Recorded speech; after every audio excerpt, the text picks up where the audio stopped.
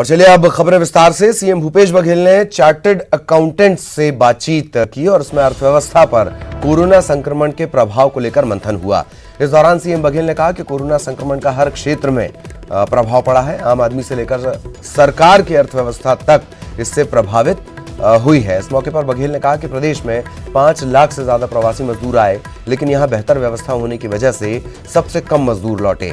इतना ही नहीं, लॉकडाउन खत्म होने के बाद सबसे पहले छत्तीसगढ़ में उद्योग धंधे शुरू किए गए, जिससे यहां मजदूरों को काम मिला। मनरेगा में भी मजदूरों को काम मिला। किसानों को प्रोत्साहन राशि दी गई। सबसे ज्यादा गन्ना खरीदी छत्तीसगढ़ में की गई।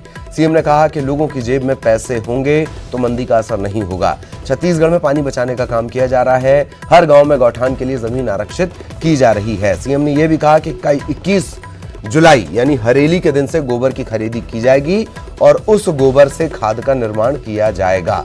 मंत्रिमंडलीय समिति गोबर के दाम तय करेगी।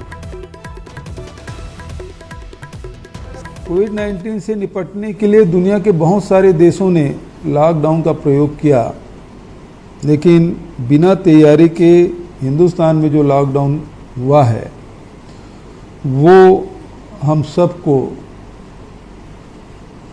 आर्थिक और सामाजिक रूप से तोड़ के रख दिया है। जो भयावह दृश्य सड़कों पे दिखाई दिया उससे हम कभी नहीं भूल सकते। ऐसे समय में हमारे सबसे बड़ी जो चिंता रही है वो आर्थिक गतिविधियों की रही है। लोगों के रोजगार, उद्योग, व्यापार कैसे चले, ये बहुत ही चिंता का विषय रहा है। छत्तीसगढ़ में भी कोरोना का प्रभाव पड़ा और अभी तक के इसका कोई वैक्सीन नहीं निकला है, कोई दवाई नहीं निकली है और इस कारण से हम सब डरे हुए हैं, सहमे हुए हैं। ये बात अलग है कि अभी तक के जितने भी वायरस आए सबसे कमज़ोर वायरस ये कोविड-19 ही है, लेकिन वैक्सीन नहीं होने के कारण से सभी लोग चिंतित हैं। और हम लोगों ने भी जो काम किया, सबसे पहले विदेश से जो लोग आए उनको पहले हम लोग चिन्हित किए, उसको होम क्वारंटाइन किए और इस कारण से समाज में फैलने से बचा। तो हमारे यहाँ मुश्किल से 4 की संख्या थी शुरुआत में, फिर 10 तक के बढ़ा। फिर वो मरकज़ से जो लोग आए 107 लोग आए, उसको आइडेंटिफाई करना, पूरे छत्तीसगढ़ के अलग अलग शहरों में, गाँव में थे, उनको आइडेंटिफाई करना। फिर कोटा से जो बच्चे आए छुप के जो छत्तीसगढ़ आए उनको ट्रेस करना। और अभी लगभग छत्तीसगढ़ में जब श्रमिकों का आना जाना शुरू हुआ तो 5 लाख से अधिक श्रमिक आए। 5 लाख लोगों को रहने की व्यवस्था, अभी भी करीब 1,70,000 लोग हमारे क्वारंटाइन सेंटर में हैं। उनके रहने, खाने, पीने की सारी व्यवस्था सरकार के द्वारा किया जा रहा है। सामाजिक संगठनों ने जो बढ़ चढ़कर हिस्सा लिया, व्यापारिक संगठनों ने, औद्योगिक संगठनों ने। औद्योगिक संगठन तो हमारे अपील में ये किया कि हमारे मजदूर को उन्होंने कहा कि हमने कहा कि आपके मजदूर हैं, 1 महीने राशन भी दीजिए और रहने खाने की व्यवस्था भी करिए, उसको वेतन भी दीजिए। और हमारे उद्योगपति ने उसे स्वीकार किया और यही कारण है कि हमारे यहाँ के मजदूर वापस नहीं गए छत्तीसगढ़ से। और यही कारण है कि जब लॉकडाउन समाप्त हुआ तो सबसे पहले हमारे औद्योगिक इकाइयाँ संचालित हुई। हमारे पड़ोसी राज्यों से पहले हमारे छत्तीसगढ़ में संचालित हुआ। अभी तक के 2200 गौठान हम बना चुके हैं। 2800 गौठान निर्माणाधीन है, जो बहुत जल्दी हो जाएगा। तो 5000 गौठान हमारे अगले 2-3 महीने में हमारा कंप्लीट हो जाएगा। 11,000 पंचायतें हैं, 20,000 गांव हैं। तो इस प्रकार से हम 1/4 गांव को हम कंप्लीट कर लेंगे। और इसमें अभी एक तैयारी हम लोग कर रहे हैं। 21 जुलाई को हरेली त्यौहार हमारा पड़ता है, छत्तीसगढ़ में हरियाली त्यौहार बोलते हैं। और उसमें जो सबसे बड़ी बात है, आज गौपालन के बारे में बात कही है, तो छत्तीसगढ़ सरकार पहला राज्य है देश में जो गोबर खरीदने का काम करने जा रही है। वो 21 जुलाई से हम शुरू करेंगे। इधर बीजेपी की वर्चुअल रैली का जवाब भी सीएम भूपेश बघेल ने दिया है। भूपेश बघेल ने प्रेस कॉन्फ्रेंस कर इसका जवाब दिया। सीएम बघेल ने केंद्र सरकार से लेकर प्रदेश बीजेपी पर कई सवाल दागे। चीन के साथ चल रहे मौजूदा विवाद को लेकर भी उन्होंने मोदी सरकार को घेरा।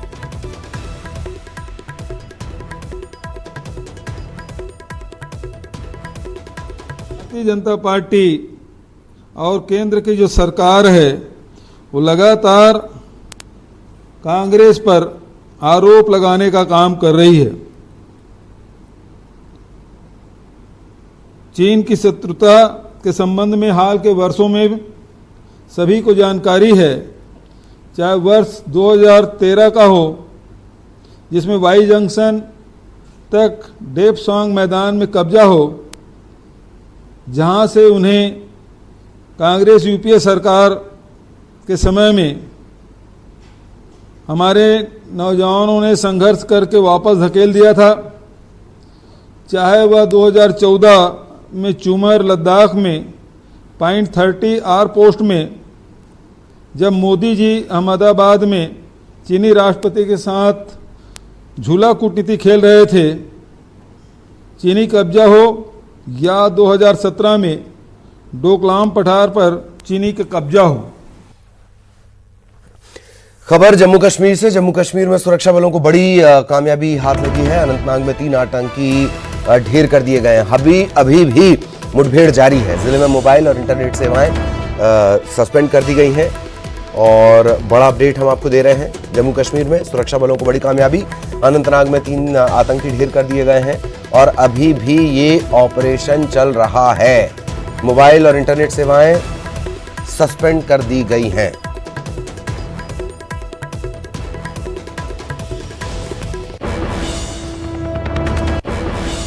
एक और झटका, आज फिर बढ़े पेट्रोल और डीजल के दाम। दिल्ली में 5 पैसे बढ़कर पेट्रोल 80 रुपए और 43 पैसे प्रति लीटर पहुंच गया।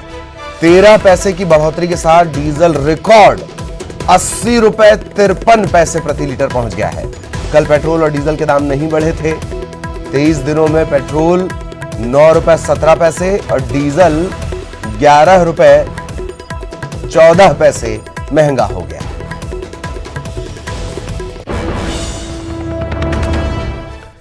खबर बिलासपुर से। बिलासपुर के सकरी के एक किसान के खाते से लोन की राशि 5,56,000 रुपए किसी ने निकाल लिए। इस मामले में सिविल लाइन पुलिस ने 420 के तहत अपराध दर्ज किया है। जांच शुरू कर दी गई है। एक टीम गठित की गई है।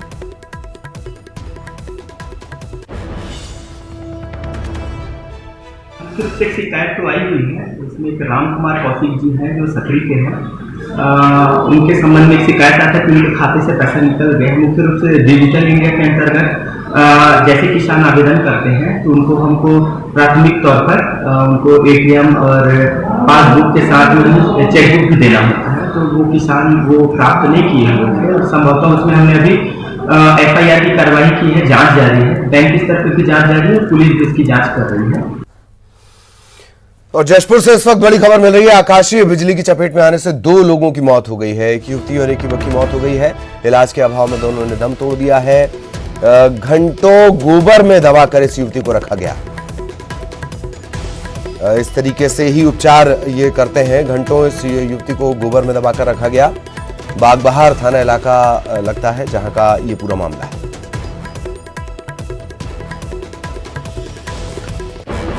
तो आकाशीय बिजली की चपेट में आने से 2 लोगों की मौत हो गई और ये तस्वीर भी हम आपको दिखा रहे हैं। जशपुर से ये बड़ी खबर। आकाशीय बिजली की चपेट में आने से 2 लोगों की मौत हुई। एक युवती और एक युवक की मौत। इलाज नहीं मिल पाया, दोनों ने दम तोड़ दिया और युवती को घंटों गोबर में दबाकर रखा गया।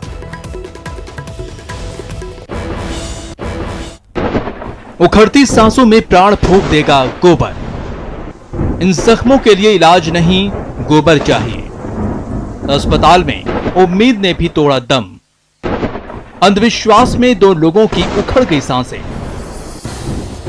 जहां लोगों को मिलना तो चाहिए था इलाज, लेकिन मौत से संघर्ष कर रही जिंदगी को मिली गोबर, जिसमें उन्हें घंटों दबा कर रखा गया। लोगों को विश्वास था कि गोबर में वो शक्ति है जो इनकी उखड़ती सांसों में प्राण फूंक देगा, लेकिन उनकी इस उम्मीद ने भी 2 लोगों के साथ अस्पताल में दम तोड़ दिया। जी हां, हैरान और परेशान करने वाली ये तस्वीर जशपुर से आई है, जहां 3 लोग वज्रपात की चपेट में आ जाते हैं, जिसके बाद गंभीर रूप से झुलसे लोगों को इलाज की जगह गोबर मिलती है। घंटों उन्हें गोबर में दबा कर रखा जाता है, वो भी इस आस में कि गोबर में वो शक्ति है जो मरते हुए इंसान को जिंदगी दे सकता है। हालत नहीं सुधरी तो उन्हें अस्पताल भी ले जाया गया, लेकिन तब तक बहुत देर हो चुकी थी। सही इलाज की आस के लिए अस्पताल पहुंचे 2 लोगों ने आखिरकार दम तोड़ दिया। ये तस्वीर आधुनिक भारत की है, जहां लोग आज भी अंधविश्वास के साए में जकड़े हुए हैं और इसी जकड़ में लोगों का दम भी टूट रहा है, जैसा जशपुर में हुआ, जहां इलाज नहीं मिलने के कारण 2 लोगों को जान से हाथ धोना पड़ा। दीपक सिंह, न्यूज़ 18 जशपुर। इधर जशपुर के पत्थल गांव से 6 दिनों से गायब 4 साल की बच्ची का अब तक कोई सुराग नहीं मिल पाया है। पुलिस की टीम लगातार तलाश में जुटी है, लेकिन अब तक पुलिस को कोई सफलता हाथ नहीं लगी है। इसी कड़ी में सरगुजा संभाग के आईजी हैं रतनलाल डांगी, वो पत्थल गांव पहुंचे। उन्होंने बच्ची के परिजनों से मुलाकात भी की, साथ ही इस बच्ची की सूचना देने पर 5,000 रुपए के इनाम की घोषणा भी की है। देखिए, बच्चे के गुम होने की जानकारी पुलिस को मिली है, उसमें एक अपराध दर्ज किया गया और उसकी जांच की जा रही है और मामला बहुत काफ़ी संवेदनशील है, इसलिए पुलिस अधीक्षक ने भी पहले विजिट किया था, परिवारजनों से बात की है और हम भी आकर के आज उनके माता पिता से, उनकी दादी से सभी से मिले हैं और मामले की गंभीरता को देखते हुए पुलिस अधीक्षक के द्वारा एक टीम जो है यहाँ के एडिशनल एसपी के नेतृत्व में बनाई गई है, जिसमें 3 अलग-अलग टीमें बनाई गई है और साथ ही हम जो साइबर एक्सपर्ट्स हैं उसकी भी मदद ले रहे हैं और उससे हम कोशिश कर रहे हैं कि उसको जल्दी से जल्दी जो बच्चे को ढूंढें और जो है इसको पर्दाफाश करें। और यहाँ रुकेंगे एक ब्रेक के बाद बड़ी खबर इंदौर से मिल रही है। ऑपरेशन कर्क के तहत कार्रवाई जारी है। 2 दिन में इंदौर उज्जैन में 5 नए ठिकाने मिले हैं। कारोबारी किशोर वाधवानी के 2 नए ठिकाने मिले हैं। उज्जैन के शैलेश कलवाड़िया के 3 ठिकानों पर कार्रवाई की जा रही है। बड़े पैमाने पर पान मसाले के साथ साथ सिगरेट का स्टॉक भी मिला है।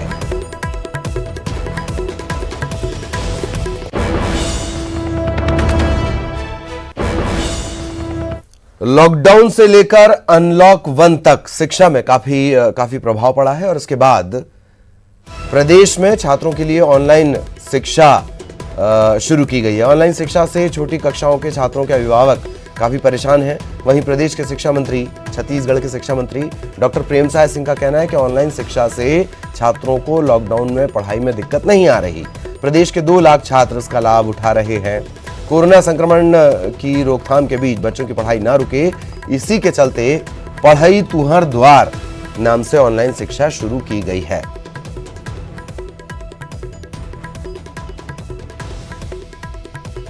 उनका मतलब फोकस मोबाइल पे ही रहता है, जिसके कारण उनका क्या है मतलब सबसे पहले तो आँख में उसका दुष्प्रभाव पड़ेगा आपको।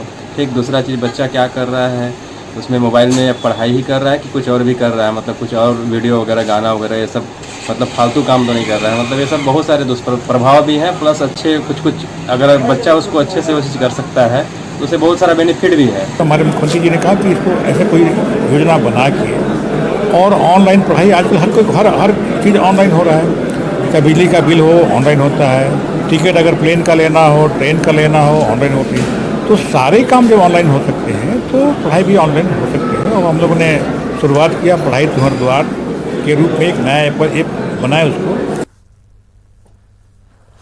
इधर शिक्षा मंत्री प्रेमसाय सिंह सूरजपुर के दौरे पर रहे। यहां नगर पंचायत जरही में उन्होंने विभिन्न निर्माण कार्यों का भूमि पूजन और लोकार्पण किया।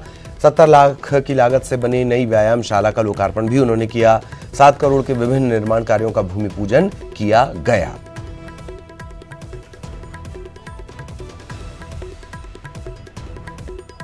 तो व्यायामशाला, जिम और ट्रेडमिल पर भी वो चले और एक्सरसाइज भी उन्होंने की। इसके अलावा कई और जो निर्माण कार्य हैं उनकी शुरुआत, उनका भूमि पूजन भी शिक्षा मंत्री के द्वारा किया गया। हम लोग जो जिम भवन का जो लोकार्पण किए हैं उसकी लागत लगभग 71,76,000 करीब आसपास है।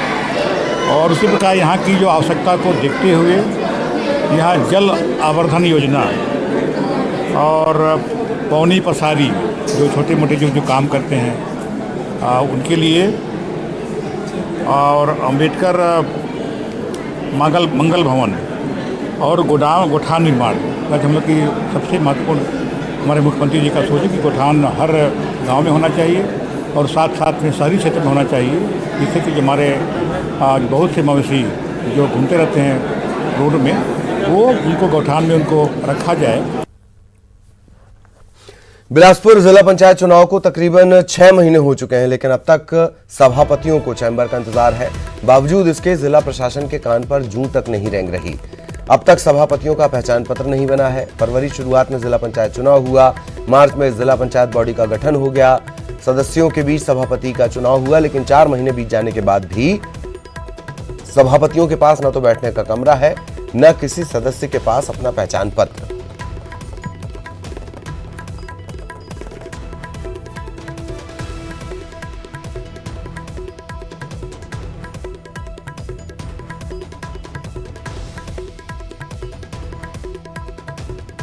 कंप्लीट हो गया है।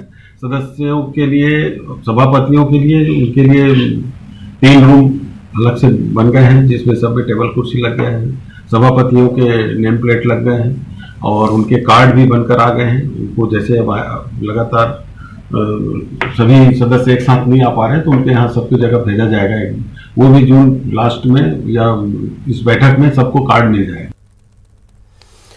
खबर रायपुर से, आज कांग्रेस प्रदर्शन करने जा रही है। पेट्रोल डीजल की कीमत में इजाफे को लेकर यह प्रदर्शन होगा। प्रदेश भर में सड़क पर उतरेगी कांग्रेस। रायपुर समेत सभी जिला मुख्यालयों में धरना प्रदर्शन होगा। सोशल मीडिया में live speak up on petroleum price अभियान भी आज से चलाया जाएगा और पूर्व मुख्यमंत्री डॉक्टर रमन सिंह को घर जाकर साइकिल भेंट की जाएगी। मनमोहन सिंह की सरकार के समय पेट्रोल डीजल के बढ़ते दाम को लेकर रमन सिंह ने प्रदर्शन किया था, साइकिल वाला प्रदर्शन किया था। तो आज उस प्रदर्शन का एक तरीके से बदला भी कहा जा सकता है इसे। सहयोगी ममता इस वक्त हमारे साथ जुड़ी हुई है। ममता, प्रदर्शन होगा कब से, ये कितने बजे तकरीबन शुरुआत की जाएगी, क्या रूपरेखा? बिल्कुल, देखिए एआईसीसी के निर्देश के अनुसार 10 से 12 बजे तक ये पेट्रोल और डीजल के दामों की वृद्धि के खिलाफ राजधानी रायपुर में समेत पूरे प्रदेश भर में जिला मुख्यालयों में सड़क पर उतरेगी कांग्रेस। और उसके साथ ही अगर हम बात करें तो पूर्व मुख्यमंत्री डॉक्टर रमन सिंह के घर तक के कांग्रेसी साइकिल भेंट करने जाएंगे, क्योंकि जब केंद्र में कांग्रेस की सरकार थी तो उस समय डॉक्टर रमन सिंह ने भी साइकिल चलाकर प्रदर्शन किया था। और इसके साथ ही अगर हम बात करें तो तमाम सोशल मीडिया पर जो ऑटो वाले हैं, कैब चालक हैं, आम लोग हैं, उन लोगों के वीडियो उसमें जारी किए जाएंगे और ये बताया जाएगा, जिसमें ये होगा कि पेट्रोल डीजल के दाम बढ़ने से उनको किस तरह की दिक्कत हो रही है और ऐसे समय में जो अभी जो समय चल रहा है उसमें और भी ज्यादा परेशानी हो रही है, महंगाई किस तरह से बढ़ रही है, इन तमाम चीजों को लेकर कांग्रेस प्रदर्शन करेगी। और 11 बजे राजीव गांधी जो चौक है वो उसमें खासतौर पे ये धरना प्रदर्शन के लिए ये लोग इकट्ठे होंगे। हालांकि ये निर्देश दिया गया है कि सोशल डिस्टेंसिंग का पालन किया जाए, सभी लोग वहां पर मास्क लगाएं और उसके साथ ही जो प्रदर्शन हो उसमें कहीं भी इस तरह की चीज न हो जिससे कोविड-19 के संक्रमण का जो खतरा है वो बढ़े या जो शासन ने जो नियम बनाए हैं उसका उल्लंघन हो जाए। जी, चलिए, बहुत बहुत शुक्रिया ममता इस तमाम जानकारी के लिए। सहयोगी ममता हमारे साथ जुड़ी हुई थी और प्रदर्शन आज कांग्रेस करने जा रही है। और लॉकडाउन के कारण राजधानी में जिम और क्लब बंद हैं। ऐसे में अपनी सेहत को दुरुस्त रखने के लिए लोग साइकिलिंग का सहारा ले रहे हैं। यही वजह है कि सुबह और शाम के समय सड़कों पर साइकिलिंग करने वालों की संख्या में इजाफा हो गया है और साइकिलिंग के प्रति लोगों का रुझान बढ़ने के कारण साइकिल दुकानों में बिक्री भी बढ़ी है। दुकान संचालकों का कहना है कि अभी साइकिल खरीदने वालों की संख्या 1.25 से 1.5 गुना तक बढ़ चुकी है। सड़कों पर साइकिलिंग कर रहे युवाओं का कहना है कि वो खुद को फिट रखने के लिए रोजाना 20-30 किलोमीटर तक की साइकिलिंग कर रहे हैं। हालांकि लोगों को साइकिलिंग को लेकर बढ़ते रुझान के कारण पुलिस ने अभी इनके लिए नियम तय कर दिए हैं। ईयरफोन लगाकर चलने पर मनाही है। स्टेट नेशनल हाईवे पर साइकिल चलाने की मनाही है। पहले से लोग वैसे भी जागृत होना तो शुरू हो ही गए थे, लोग चला ही रहे थे, क्या खुला वातावरण का जो माहौल है उसकी तरफ लोगों का ध्यान था ही अभी। लेकिन हाँ, लॉकडाउन के बाद से जिम में रोक लगने के कारण और उसी के साथ साथ ये जो कानून बना है ना कि 9 बजे के बाद कोई दुकानें नहीं खुलेंगी, तो क्या आदमी घर पहुंचने के बाद अब करने को कुछ नहीं है, पहले घूमने फिरने निकल गए, खाने पीने निकल गए, तब उसके 9 से 11 के बीच का जो वक्त होता है ना उसमें लोग बहुत पसंद करते हैं साइकिल चलाना। तो हाँ, उस कारण से पहले से तो डिमांड बढ़ी है साइकिल की। मैं साइकिल ऐसा फिट ले पा रहा हूँ, जो मैं लंबा राउंड निकलता हूँ ऐसे न्यू रायपुर ब्रिज होते हुए वापस घर आता हूँ। दिन में अपनी डाइटिंग प्लान पूरा यूज़ करता हूँ। दिन में जिम, शाम को साइकिलिंग करने निकलता हूँ। मिनिमम 2 घंटा मेरे को साइकिलिंग के लिए फिटनेस के लिए चाहिए। जो मैं पतला हूँ अपने साइकिल से पतला हुआ हूँ। मैं साइकिल में अपने 2 से 3 घंटे डेली दे रहा हूँ। और इसी के साथ इस बुलेटिन में इतना ही। नमस्कार।